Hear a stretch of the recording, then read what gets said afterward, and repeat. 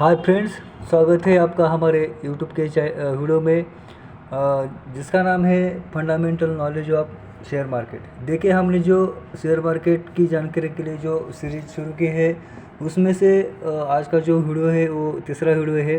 तो आज की वीडियो में हम देखेंगे कि बॉन्ड क्या होता है, बॉन्ड का मतलब क्या होता है, किस प्रकार बॉन्ड खरीदा या बेचा जाता है, बॉन्ड के जो डिफरेंट टाइप होते हैं वो कौन से होते हैं, इसके बारे में आज हम जानकारी देखेंगे। देखिए, बॉन्ड क्या होता है।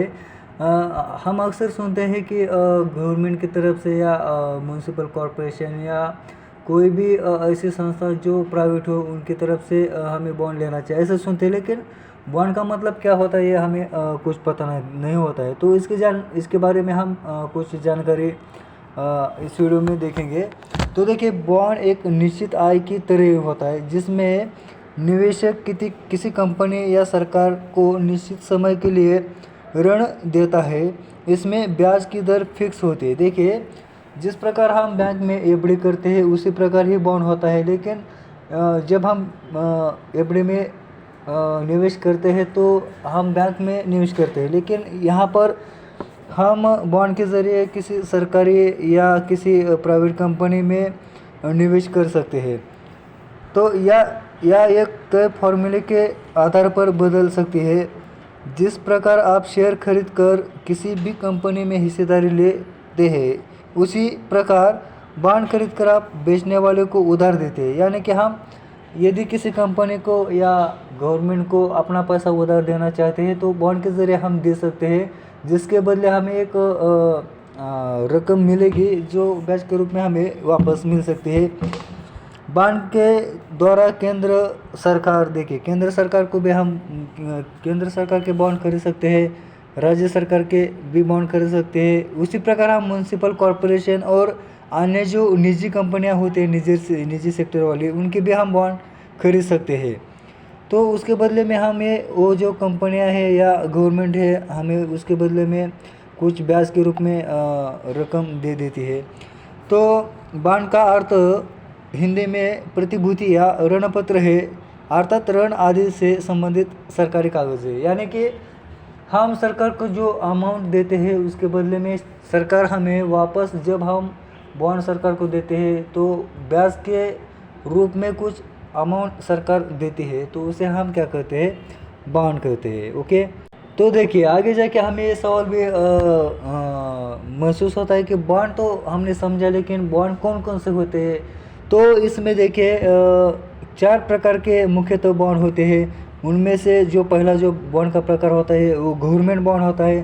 दूसरा जो बॉन्ड होता है कॉरपोरेट बॉन्ड होता है। जो गवर्नमेंट बॉन्ड होता है ना, वो गवर्नमेंट की तरफ से जारी किए जाते हैं, और जब हम गवर्नमेंट को कोई राशि उधार देते हैं तो गवर्नमेंट हमें बॉन्ड देती है, और उसके बदले में जब हम बॉन्ड बेचना चाहते हैं तो बॉन्ड के बदले में हमें कुछ ब्याज मिलाकर हमारी जो अमाउंट है हमें वापस गवर्नमेंट कर दी जाती है। मतलब कि जो गवर्नमेंट की तरफ से जो बॉन्ड हमें मिलता है उसे हम गवर्नमेंट बॉन्ड कहते हैं। दूसरा प्रकार होता है कॉरपोरेट बॉन्ड। कॉरपोरेट बॉन्ड में कई तरह की निजी कंपनियां होती है, कई छोटी कंपनियां होती है, कई बड़ी कंपनियां होती है। ये जो सारी कंपनियां हैं ना, वो उन्हें पैसे की जब ज़रूरत होती है तो वो बॉन्ड निकालते हैं या शेयर निकालते हैं, और बदले में हमें कुछ ब्याज के मुनाफे पे हमें हमारा पैसा वापस कर देती है। ठीक है, तो उसी तरह से म्यूनसिपल कॉरपोरेशन का भी बॉन्ड होता है। कई शहरों में म्यूनसिपल कॉरपोरेशन को कई पैसों की ज़रूरत होती है, तो उनके पास जब पैसा नहीं होता है तो वो बॉन्ड के रूप में पैसा खड़ा कर देते हैं। उसी प्रकार डिविडेंड यील्ड भी होता है। तो देखिए, हमने ये देखे कि बॉन्ड के लगभग 4 प्रकार है। उसमें गवर्नमेंट बॉन्ड, कॉरपोरेट बॉन्ड होता है, म्यूनसिपल कॉरपोरेशन बॉन्ड होता है, या हाई यील्ड भी होता है। वर्तमान में बॉन्ड मार्केट का वित्तीय क्षेत्र में अत्यंत महत्वपूर्ण स्थान है। जैसे कि शेयर मार्केट का बाजार में स्थान है, उसी प्रकार बॉन्ड का भी स्थान है। बॉन्ड को अच्छी तरह से समझने के लिए बॉन्ड को परख कर जानना बहुत आवश्यक होता है। वैसे तो type of bonds in India बहुत प्रकार के होते हैं, लेकिन उनमें से जो 4 प्रकार के बॉन्ड होते हैं वो बहुत ही इम्पोर्टेंट होते हैं, जिनके अलग अलग अवधि तथा ब्याज दर है। कुछ प्रमुख बॉन्ड नीचे दिए गए हैं। देखिए, बहुत सारे इंडिया में बॉन्ड के प्रकार है, उनमें से जो इम्पोर्टेंट 4 प्रकार है वो हमने यहाँ पे दिए हैं, तो उनकी जानकारी हम ले। तो देखिए जिस तरह से हमने वीडियो में 4 प्रकार के बॉन्ड का जिक्र किया है, उनमें से जो पहला बॉन्ड है वो होता है गवर्नमेंट बॉन्ड होता है। तो गवर्नमेंट बॉन्ड किस प्रकार का होता है, उसमें क्या क्या होता है देखेंगे। देखिए बॉन्ड के प्रकार में सबसे पहले आता है सरकारी बॉन्ड। तो सरकारी बॉन्ड को ट्रेजरी बॉन्ड भी कहा जाता है। सरकारी बॉन्ड को क्या कहा जाता है, ट्रेजरी बॉन्ड भी कहा जाता है। यह केंद्र सरकार द्वारा की जाने वाला बॉन्ड है। देखिए केंद्र सरकार यानी कि सेंट्रल गवर्नमेंट और स्टेट गवर्नमेंट भी बॉन्ड जारी करते हैं, और स्टेटरी बॉन्ड जो होता है वो सेंट्रल गवर्नमेंट की तरफ से जारी किया जाता है, जो आमतौर पर कूपन अवधि नामक ब्याज द्वारा मूल्य चुकाने पर आधारित होता है। यह सबसे कम ब्याज दर वाला तथा सबसे सुरक्षित बॉन्ड होता है। गवर्नमेंट बॉन्ड जो होता है वो उस बॉन्ड से हमें हालांकि कम ब्याज मिलता है, लेकिन उसकी जो सिक्योरिटी होती है वो बहुत ही अच्छी होती है। यानी कि हमारा जो बॉन्ड में निवेश किया हुआ जो अमाउंट होता है वो पूरी तरह से सेफ होता है। यह सरकार के पूर्ण विश्वास और क्रेडिट द्वारा समर्पित किया हुआ होता है, इसलिए हम इसे सरकारी या ट्रेजरी बॉन्ड कहते हैं। कुछ प्रमुख OECD देशों में जोखिम मुक्त बॉन्ड भी कहा जाता है। तो सरकारी बॉन्ड को ट्रेजरी बॉन्ड या जोखिम मुक्त बॉन्ड भी कहा जाता है। तो आगे जाके हम देखेंगे कि अगले बॉन्ड का जो प्रकार होता है वो कॉरपोरेट बॉन्ड होता है। तो कॉरपोरेट जो बॉन्ड होता है उसमें क्या होता है, कॉरपोरेट बॉन्ड बड़े वित्तीय निगम, देखिए बड़े वित्तीय निगम यानी कि बड़ी बड़ी जो हमारे देश की कंपनियां होती है या वित्तीय संस्था होते हैं उनके द्वारा जारी किया हुआ जो बॉन्ड होता है उसे हम क्या कहते हैं, तो उसे हम कॉरपोरेट बॉन्ड कहते हैं। तो कॉरपोरेट बॉन्ड में क्या होता है, देखिए इसमें क्या होता है, ऑनगोइंग ऑपरेशन होते हैं जैसे कि EM और A होता है, तथा व्यवसाय के विस्तार के लिए फाइनेंस को बढ़ावा किया जाता है। कॉरपोरेट बॉन्ड अधिक रिटर्न्स देते हैं, परंतु इसमें जोखिम भी बहुत अधिक होता है। इसकी अवधि लगभग 12 साल तक हो सकती है और किसी भी पैसे का निवेश करने से पहले कंपनी की जांच कर लेनी बहुत ही ज़रूरी है। देखिए हमने 2 प्रकार के बॉन्ड देखे हैं, एक होता है सरकारी बॉन्ड होता है, दूसरा होता है कोऑपरेट बॉन्ड होता है। लेकिन जो कोऑपरेट बॉन्ड होता है वह बहुत ही जोखिमदार होता है। हालांकि इसमें रिटर्न बहुत ही अच्छे मिलते हैं as compare to government bond, लेकिन इसमें से जो जोखिम होता है गवर्नमेंट बॉन्ड की तुलना में बहुत ही ज़्यादा होता है, क्योंकि अगर कोई कंपनी डूब जाती है तो हमें वो हमारा जो बॉन्ड होता है वो वापस मिलने का जो बॉन्ड की अमाउंट होती है बहुत ही कम होती है। इसलिए जो कॉरपोरेट बॉन्ड होता है ना वो ज़रा जोखिम वाला होता है, लेकिन इससे जो हमें रिटर्न्स मिलते हैं वो बहुत ही अच्छे होते हैं एज कम्पेयर टू गवर्नमेंट। तो देखिए आगे का जो बॉन्ड है वो बॉन्ड का प्रकार जो है वो म्युनिसिपल कॉरपोरेशन बॉन्ड होता है। जो बॉन्ड म्युनिसिपल कॉरपोरेशन जारी करते हैं उन्हें हम म्युनिसिपल कॉरपोरेशन बॉन्ड कहते हैं। देखिए म्युनिसिपल बॉन्ड स्थानीय क्षेत्र की सरकार या उन्हीं की एजेंसी द्वारा किए जाते हैं। देखिए हमने देखा है जो कॉरपोरेट बॉन्ड होते हैं वो किसी निजी कंपनी के द्वारा जारी किए जाते हैं, गवर्नमेंट बॉन्ड होते हैं वो सेंट्रल गवर्नमेंट की तरफ से जारी करते हैं। उसी तरह से जो म्युनिसिपल कॉरपोरेशन बॉन्ड होते हैं ना वो स्टेट गवर्नमेंट द्वारा जारी किए जाते हैं, तो इसे म्युनिसिपल कॉरपोरेशन बॉन्ड भी कहा जाता है। सेबी के अनुसार नगरपालिका बॉन्ड को जनता को जारी कर जाने से पहले 3 साल की परिपक्वता अवधि की आवश्यकता होती है। यानी कि जब ये म्युनिसिपल कॉरपोरेशन यानी कि नगर पालिका के जो बॉन्ड होते हैं वो म्युनिसिपल कॉरपोरेशन के ज़रिए लोगों को देने से पहले 3 साल की परिपक्वता होनी चाहिए। तो इन बॉन्डों को एक सुरक्षित निवेश विकल्प में भी माना जा सकता है, क्योंकि म्युनिसिपल बॉन्ड राज्य सरकार द्वारा समर्पित किया जा सकता है। देखिए हमने देखा है कि जो कॉरपोरेट बॉन्ड होता है वो निजी कंपनी द्वारा जारी कर दिया जाता है, इसलिए इसमें बहुत ही यानी कि इसमें जोखिम होता है। लेकिन जो म्युनिसिपल बॉन्ड होता है और सेंट्रल गवर्नमेंट का जो सरकारी बॉन्ड होता है उसमें किसी भी प्रकार की जोखिम नहीं होती है, लेकिन जो इंटरेस्ट रेट होता है ना वो बहुत ही कम होता है। तो हमने देखा है बॉन्ड की 3 टाइप, पहला था सरकारी बॉन्ड, दूसरा था कॉर्पोरेट बॉन्ड और तीसरा जो बॉन्ड था वो म्यूनसिपल। तो देखिए आगे जाके हम देखेंगे कि हाई यील्ड बॉन्ड क्या होते हैं, यानी कि हाई यील्ड बॉन्ड किसे कहा जा सकता है, हम हाई यील्ड बॉन्ड किसे कहते हैं हम देखेंगे। देखिए यह एक ऐसा बॉन्ड है जिसमें फाइनेंस में निवेश ग्रेड से नीचे रखा जाता है। यह एक ऐसा बॉन्ड है जिसे फाइनेंस में निवेश ग्रेड के नीचे रखा जा सकता है और इसी कारण इसे हाई यील्ड बॉन्ड कहते हैं, यानी कि जो निवेश अमाउंट है ना वो बहुत ही नीचे रखी जाती है बॉन्ड में।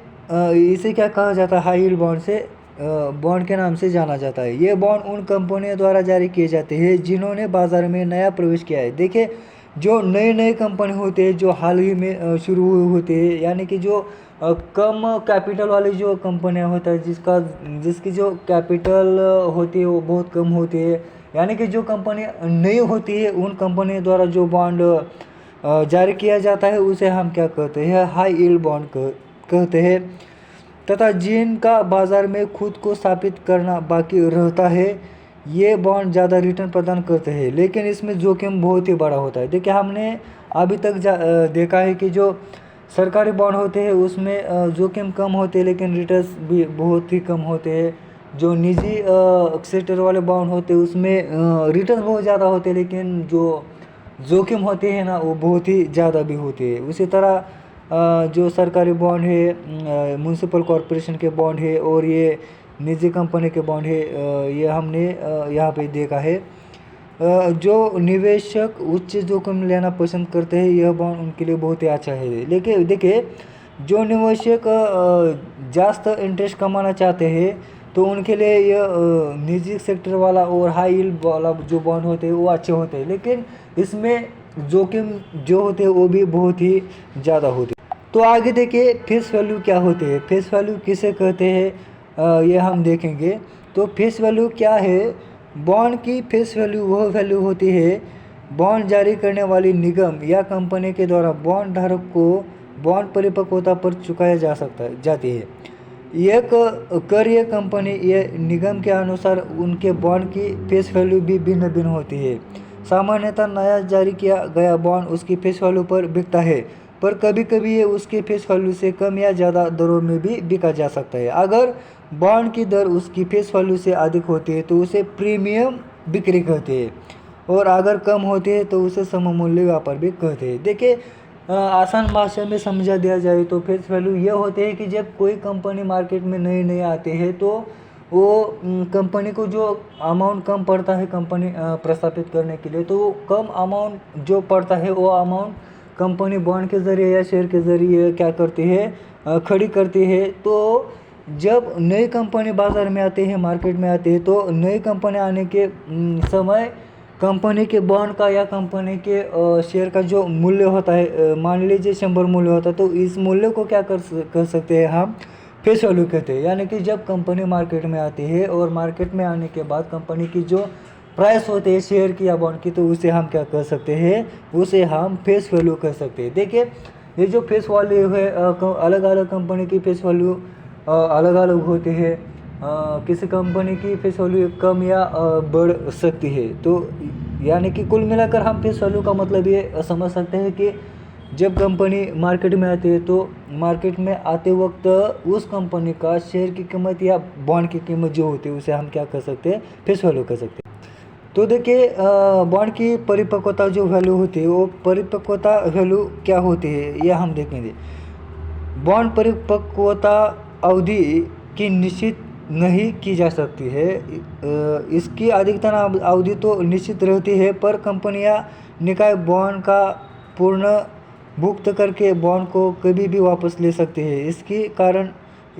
किसी कारण बॉन्ड की परिपक्वता अवधि हर दिन के अनुसार बदलती रहती है। देखिए अगर कोई कंपनी है तो ज़्यादा बॉन्ड की जो परिपक्वता वैल्यू जो होती है उसकी परिपक्वता वैल्यू है, उसकी अवधि है वो 12 साल की होती है। तो 12 साल के पहले कोई भी कंपनी क्या करता है, देखिए एक उदाहरण लेते हैं। अगर हमने किसी निजी कंपनी या सरकारी कंपनी का बॉन्ड खरीदी किया हो तो वो कंपनी क्या करती है, उसके पास अगर प्रॉफिट होता है कंपनी चलाने के लिए जितना अमाउंट चाहिए होता है उतना अमाउंट अगर कंपनी के पास आता है तो कंपनी क्या करते हैं, वो अमाउंट जिन जिन लोगों ने अपने कंपनी का बॉन्ड लिया है या शेयर लिया है उनको क्या करते हैं, वो अमाउंट देते हैं और उन लोगों के पास का जो शेयर होता है वो या बॉन्ड होता है वो वापस लेता है। तो वो कंपनी कब शेयर वापस लेगी, कब बॉन्ड वापस लेगी, इसकी कोई अवधि नहीं होता है, वो कंपनी के प्रॉफिट पे डिपेंड रहता है। तो इसे हम क्या कहते हैं, बॉन्ड अवधि कहते हैं। मैक्सिमम बॉन्ड अवधि किसी कंपनी का 12 साल होता है। तो आगे जाके देखेंगे हम कि भारत में बॉन्ड बाज़ार। अतः भारत में बॉन्ड बाज़ार का विचार किया जाए तो भारत में 2 प्रकार के बॉन्ड बाज़ार होते हैं। तो पहला जो बॉन्ड बाज़ार है उसे हम मेन बॉन्ड बाज़ार कहते हैं और अगला जो बॉन्ड बाज़ार है उसे हम सपोर्टिव बॉन्ड बाज़ार कहते हैं। देखिए भारत में बॉन्ड बाज़ार की 2 श्रेणियां हैं, जिसमें हम पहला देखें मुख्य बाज़ार है और दूसरा जो बाज़ार है वो समर्थक बाज़ार है। इसके बारे में हम आगे जाके डिटेल जानकारी लेते हैं। देखिए मुख्य बाज़ार क्या होता है। तो मुख्य बाज़ार में जिन्हें धन उधार लेने की आवश्यकता होती है वे अपने बॉन्ड खरीदने के लिए आम जनता या निवेश बैंकों को आमंत्रित करते हैं। इसमें बॉन्ड पहले से निर्धारित ब्याज दर पर एक निश्चित कार्यकाल के लिए दिया जाता है। यानी कि मुख्य बाज़ार वो बाज़ार होता है, अगर कोई निजी या गवर्नमेंट सेक्टर की कंपनी है होती है और उन्हें पैसों की जब ज़रूरत पड़ती है तब वो निजी व्यक्तियों को या संस्था को या बैंक को आमंत्रण देते हैं कि हमारी कंपनी का आप बॉन्ड ले लीजिए। तो बॉन्ड लेने के बाद ये जो कंपनियां होते हैं ना मुख्य बाज़ार में, तो उनमें जो इंटरेस्ट रेट होता है यानी कि ब्याज दर होता है वो एक सुनिश्चित होता है, सम परसेंटेज ऑफ अमाउंट ये सुनिश्चित होता है। तो सुनिश्चित अमाउंट पे दिया जाने वाला जो बॉन्ड होता है, जो बाज़ार होता है, उसे हम मुख्य बाज़ार कहा जाता है। तो अगला बाज़ार का प्रकार जो है वो समर्थक बाज़ार है। इसमें क्या होता है, समर्थक बाज़ार में जिन निवेशकों ने पहले मुख्य बाज़ार में बॉन्ड खरीदे थे वे दूसरे निवेशकों को अपने बॉन्ड बेचते हैं। बहुत सारे ब्रोकर समर्थक बाज़ार में काम करते हैं जो इस प्रकार के लेन देन की सुविधा प्रदान करते हैं। यानी कि जो मुख्य बॉन्ड का बाज़ार होता है ना, वो उसमें क्या होता है, डायरेक्टली कंपनी के ज़रिए किसी व्यक्ति या किसी संस्था या किसी बैंक को बॉन्ड या शेयर प्रदान किया जाता है। तो समर्थक बाज़ार में क्या होता है, एक व्यक्ति के थ्रू व्यक्ति को दिया जाता है और मुख्य बाज़ार में क्या होता है, कंपनी के थ्रू किसी व्यक्ति को दिया जाता है। तो यह डिफरेंस हमें समझ लेना चाहिए कि मुख्य बाज़ार और समर्थक बाज़ार में क्या है। तो फ्रेंड, हमने आज की वीडियो में देखा है बॉन्ड क्या होता है, बॉन्ड का मतलब क्या होता है, बॉन्ड किस प्रकार के होते हैं हमने देखे हैं।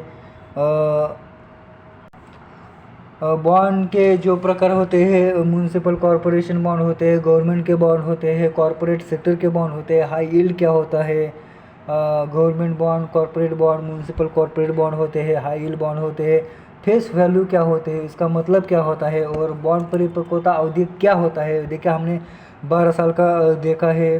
तो बॉन्ड मार्केट में बॉन्ड के 2 टाइप होते हैं। मेन टाइप होता है, सपोर्टिव टाइप होता है, और मुख्य बाज़ार के 2 प्रकार होते हैं, हमने देखे हैं। तो मित्रों, इस वीडियो में इतना ही। मिलते हैं अगले वीडियो में शेयर मार्केट का अगला चैप्टर यानी अगला कंसेप्ट लेकर, जो फंडामेंटल कंसेप्ट है, यानी कि जो लोग शेयर मार्केट का नॉलेज जानना चाहते हैं उनके लिए जो इम्पोर्टेंट बातें हैं वो बातें लेकर हम अगले वीडियो में आएंगे। तो दोस्तों, आपको हमारा ये वीडियो कैसा लगा ये कमेंट बॉक्स में ज़रूर लिख के भेज दीजिए, तथा ये जो हमारा वीडियो है आपके ज़्यादा से ज़्यादा मित्रों के साथ शेयर कीजिए। इस वीडियो को लाइक कीजिए, शेयर कीजिए और सब्सक्राइब कीजिए।